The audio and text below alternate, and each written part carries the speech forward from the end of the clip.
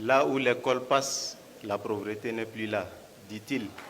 Mais vous conviendrez avec moi qu'au Tchad, pour entrer à l'école, il faut d'abord ne pas être pauvre. Quelle ironie. Mesdames, Messieurs, on nous répète depuis des décennies que l'école prépare à la vie, mais à force de préparer, elle a oublié de servir le plat.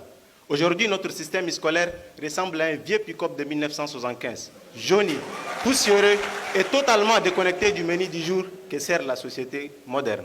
Chère assistance, d'abord les savoirs enseignés sont beaux académiquement. Oui, on nous apprend à résoudre des équations différentielles, mais pas à remplir une déclaration d'impôt, à rédiger un CV efficace ou à comprendre un contrat de travail. Un rapport de l'UNESCO, le même rapport qu'ils l'ont évoqué, révèle que plus de 60% des jeunes diplômés en Afrique centrale ne savent même pas comment chercher un emploi. On sort donc de l'école armée, mais pour une guerre qui n'existe plus.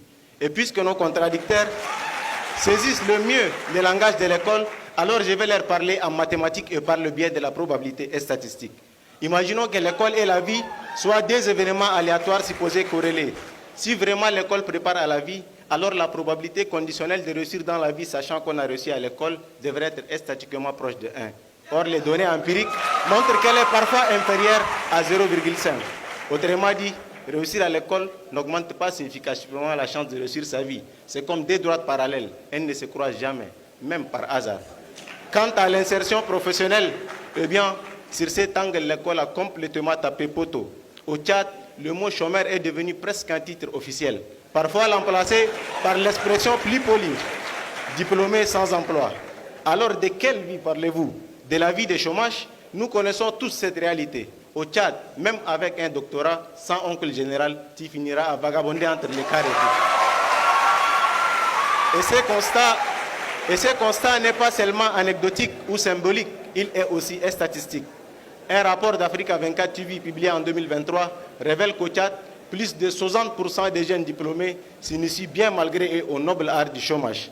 Et comme si cela ne suffisait pas, la plateforme Réalité Info.com Tchad rapportait qu'à la FSSH, donc chez nos contradicteurs, plus de 400 médecins, oui, de médecins se sont attroupés non pas pour sauver des vies, mais pour tenter de réanimer la leur, celle d'une intégration à la fonction publique.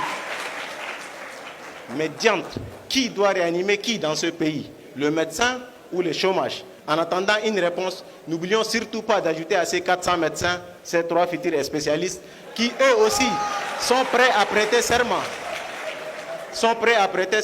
Non seulement d'Hippocrate, mais aussi celui du diplômé sans emploi. Quant à moi, Tidjani Kalambré, malgré l'affection que j'ai pour mes débatteurs, je n'ai qu'un seul serment, celui de la vérité. Et la vérité est que l'école nous enseigne tout, sauf comment vivre. Je vous remercie.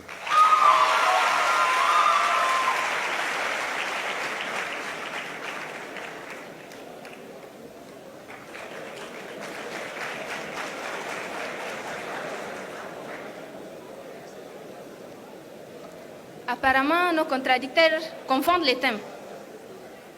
L'école nous donne tous les outils pour affronter les défis de la vie.